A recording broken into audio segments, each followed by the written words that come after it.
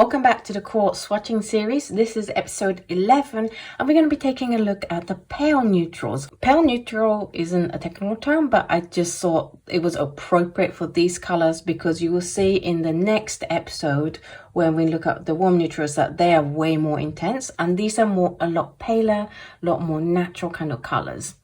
So in this episode we're going to be taking a look at Titan Buff, which is made with PW6:1, Naples Yellow, which is made with PBR24, PBK7 and PW4, Yellow Ochre Natural, made with PY43, Transparent Yellow Oxide, PY42, and Raw Sienna Natural, PY43.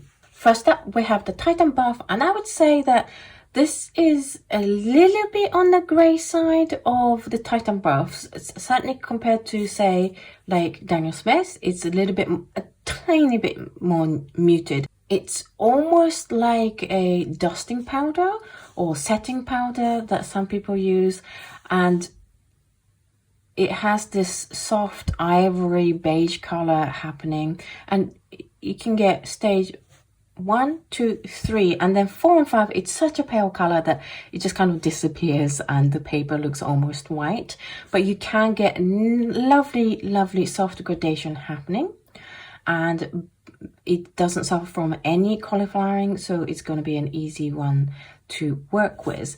It is classified as semi-opaque, and I would say this is opaque. It's pretty significant amount of deposits happening on the black line. It's classified as non-staining, and I would agree with that. And it's actually pretty good at the glazing for a non-staining color.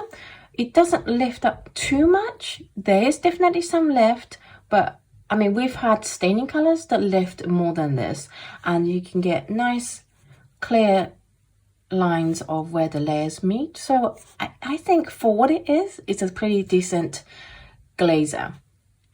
In terms of color mixes though, it's got such low tinting strengths that these basically look like watered down version of this. This is like Terra Vert in that you can't really see it if you have high tinting strengths palette. But if you have a palette that has things like Terra Vert and the cobalts, then this will go really well and no doubt mix pretty well with those colors.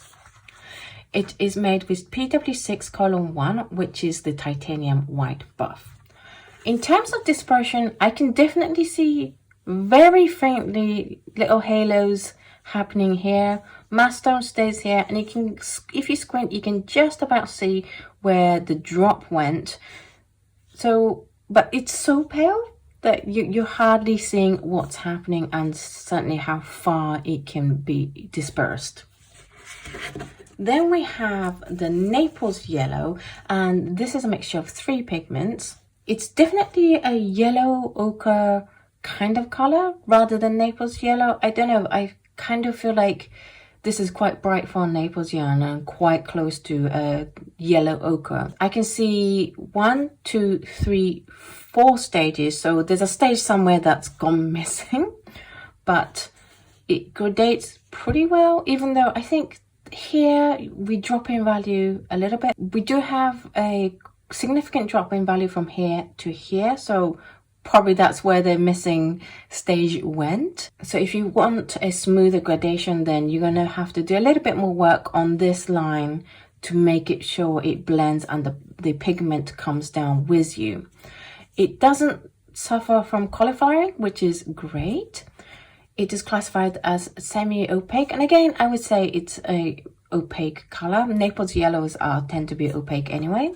It's classified as non-staining. I would say it's semi-staining. It is pretty decent at glazing. You can really see where the 2 layers meet, which for a opaque color, that's quite interesting. In terms of color mixes, you can see the effect of this color on the Quin Rose and the Phthalo Blue Yellow shade the most.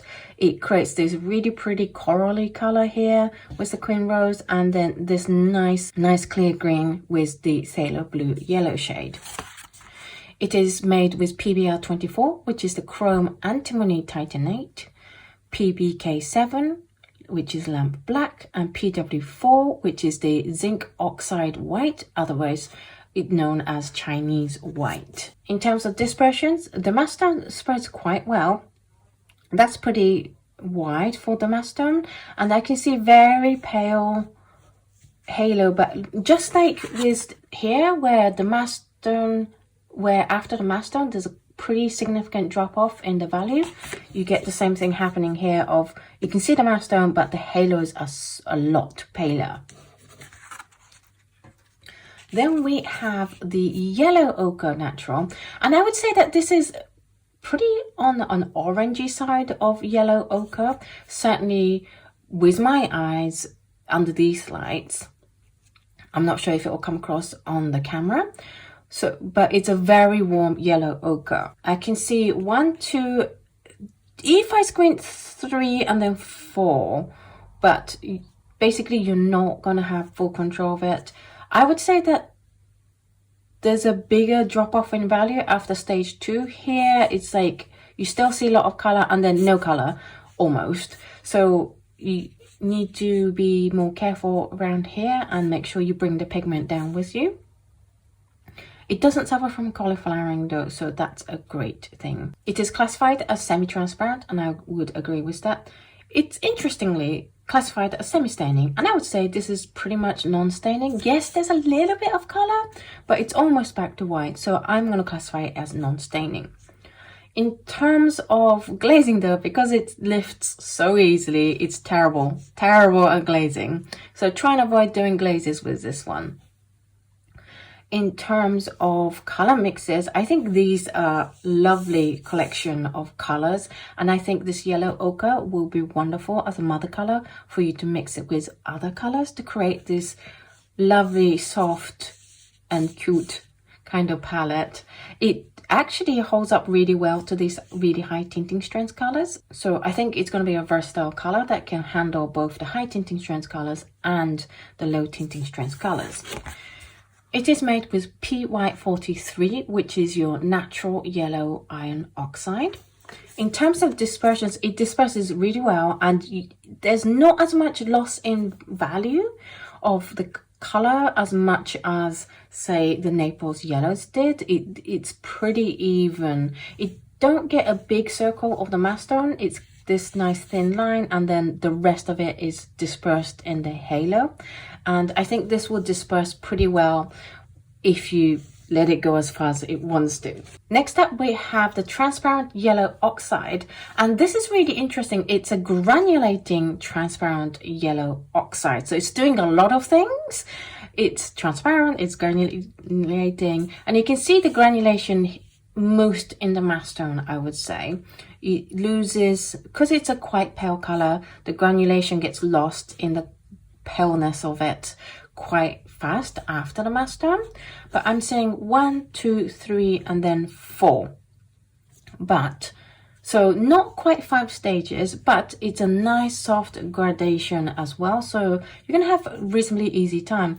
Now for a transparent color, it's really good at not cauliflowering because it is actually a granulating color, so that tends to prevent the cauliflowering from happening. So it is an easy color to use. It is classified as transparent, and I would agree with that. And it's classified as staining, and I would say it's very staining. It was very hard to get the color off the paper. In terms of glazing, because it's transparent and very staining, you're going to have a really easy time with doing the glazes. Nothing's going to left, and you're going to get really clear lines of where the two layers meet. So Schmincke does a transparent yellow oxide as well, and what a lot of people didn't like about that one is that you don't get much color payoff, and it's really low tinting strengths.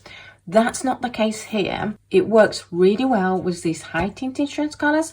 On its own, I wouldn't say it's high tinting strength, but it can hold its own against high tinting strengths, and it will definitely hold its own well with low tinting strengths. But to have a one that can handle being mixed with higher tinting strength color while being a transparent yellow oxide, I think is pretty unique to QoR. However, there is a question of how would a lot of people feel about a granulating yellow oxide. So it'll be really interesting to find out. So please comment down below how you feel about this color in particular. Like, how do you feel about this being a transparent yellow oxide, and how do you feel about this being a granulating yellow oxide? I think that'll be really, really fun to find out what everyone thinks. It is made with PY42, which is a yellow iron oxide. In terms of dispersion, it actually looks pretty similar to your cobalt colors that we've seen so far, like the cobalt violet. You get the quite a reasonable size mass stone happening with lots of feathering happening, and then not much happening on the halo. I can, if I squint, see tiny faint bit of yellow, but for most purposes, you know, this is where the dispersion stops. And then finally for this video, we have the Raw Sienna. And this Raw Sienna, I think, is again super interesting in that, you know, when you compare the yellow ochre, the transparent yellow ochre, and the Raw Sienna, it doesn't look like there's going to be that much difference in tinting strengths. However, it actually has a really high tinting strength compared to the other two. You can see that there's a this has significantly higher tinting strength. So it's really interesting to do this test and find out the tinting strength. So sometimes the colors look all the same, and then it's like, oh no, these are way more higher tinting strengths. That's me being nerdy. The Raw Sienna color, the mass tone, is a warm, not quite cinnamony, but get in there kind of color. And I can see textures of darker brown. Can you see that? It's got textures of darker brown happening here, it's over here, and a little bit over here. So it's not classified as granulating, but I'm definitely seeing textures. I see 1, 2, 3, if I squint 4 and 5, but it's debatable as to whether some other people will see these as 2 separate values. But on the whole, I think you're going to have a pretty good time during the gradation, and it doesn't suffer from cauliflowering. So this again is an easy color to handle. It's classified as semi-opaque, and I would agree with that. It's classified as non-staining, and again, I would agree with that, which means it's going to be terrible at your glazing. So just be careful if you are planning to do lots of glazes with this color. The biggest difference between these and the yellow ochre so far is, as I said, the high tinting strength. This is so much more intense color mixture. Look at that green. It's so intense, and it makes a beautiful corally color with the cream rose and a nice mustard color with the Aurelian. So if you've been disappointed with other yellow ochres and Raw Siennas being way too pale and it just doesn't do anything with your high tinting strength colors, then I can highly recommend this and give this a go and see how well it holds up to your high tinting strength colors. It is made with PY43, which is a natural yellow iron oxide. And in terms of dispersions, the mass tone disperses, I would say, average, and you can really see the granulations happening here. And then the halo goes out pretty wide, but I wouldn't say it goes out really wide. It will be more of a medium level of haloing. So that's it for what I call the pale neutrals of the QoR range. What did you think of it? Which one was your favorite colors? Do let me know in the comments down below. For me, I think the biggest surprise is how intensely high tinting strength the Raw Sienna is. I wasn't expecting that, especially having looked at the yellow ochre and the transparent yellow ochre. It's amazing, and I think I might try this as a replacement for my yellow ochre in my palette and see if I have a bit easier time with color mixing. I think the transparent yellow oxide is unique in that it's transparent and granulating. If this video has convinced you to try one of these colors, I've left links down below to where you can get these colors on Blick, Amazon US, and Jackson's. Huge thanks to QoR for supplying me with these paints, and it enables me to share these beautiful colors with all of you guys. Thank you so much for watching this video. If you liked it, do give it a thumbs up. Next episode, we're going to be taking a look at the warm neutrals, and these are going to get really intense in color, so do look forward to that. And I will see you guys in the next episode. Bye.